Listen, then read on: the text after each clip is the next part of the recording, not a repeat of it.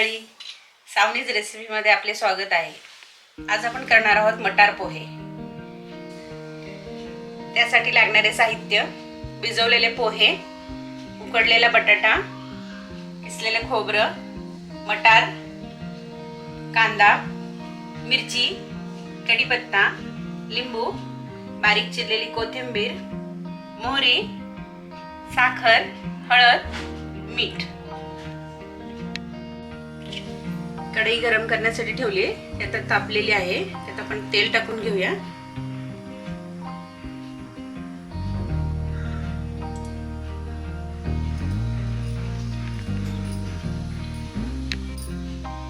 तेल गरम झालेले आहे, तर आपण मोहरी टाकून घेऊया। मोहरी छान तडतडली आहे। कढीपत्ता,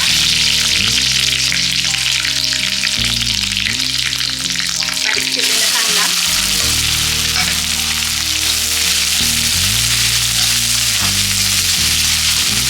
मिरची आधी टाकली नाही कारण की तिखट लागेल जास्त। कांद्यात टाकल्यानंतर त्याचा स्वाद जरा कमी होईल, तिखटपणा।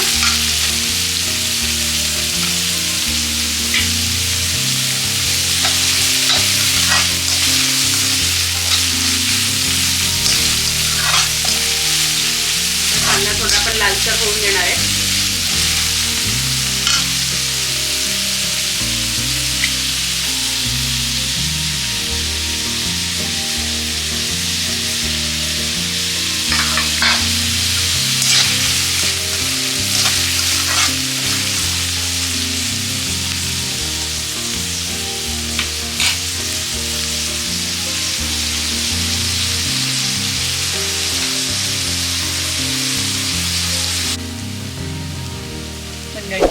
आपण आमच्या चॅनलवर नवीन असाल तर आमच्या चॅनलला सबस्क्राईब करा आणि नवनवीन व्हिडिओ पाहण्यासाठी बेल आयकॉनला प्रेस करा।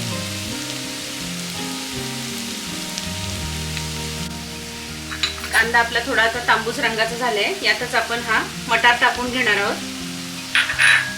त्याचबरोबर थोडं मीठही टाकणार आहोत, म्हणजे आपला मटार पटकन शिजेल।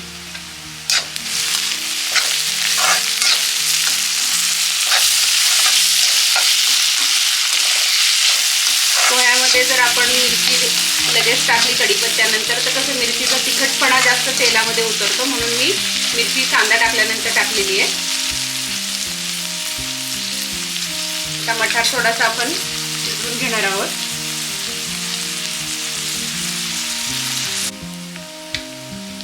मटारही आपलं शिजलेलं आहे, हे बघा। आता यात हळद टाकून घेऊया। परतून घेऊया 1 मिनिट।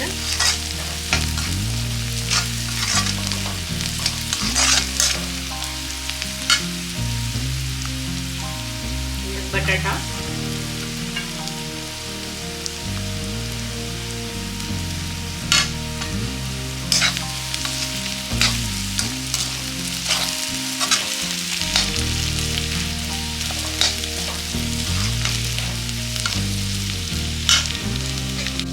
पोहे भिजवल्यानंतर मी झाकून ठेवले होते।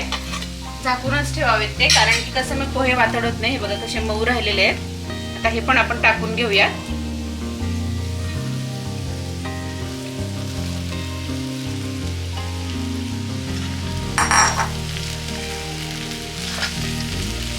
पोहे हे हलवताना हलक्या हाताने हलवावेत।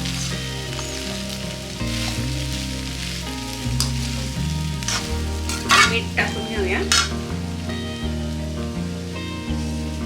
आपण वाटाणा शिजताना थोडं मीठ टाकलं होतं, आता त्या अंदाजाने टाकावे।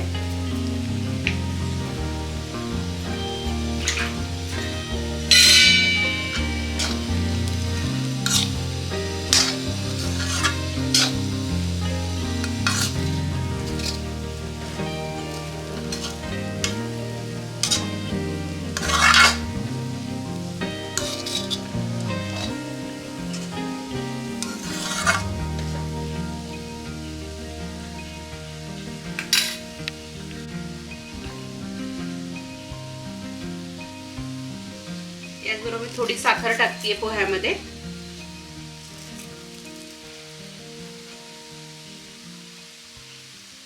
लिंबूही पिळत आहे.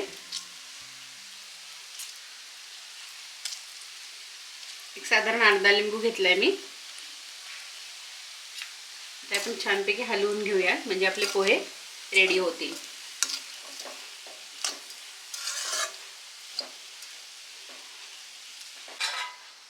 आता आपण पोहे एक 5 मिनिटं झाकून ठेवणार आहोत.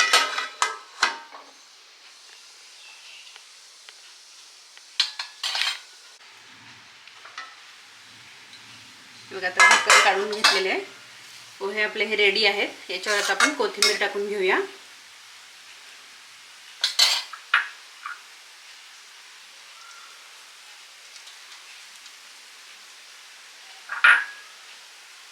अशा पद्धतीने आपले पोहे तयार झालेले आहेत.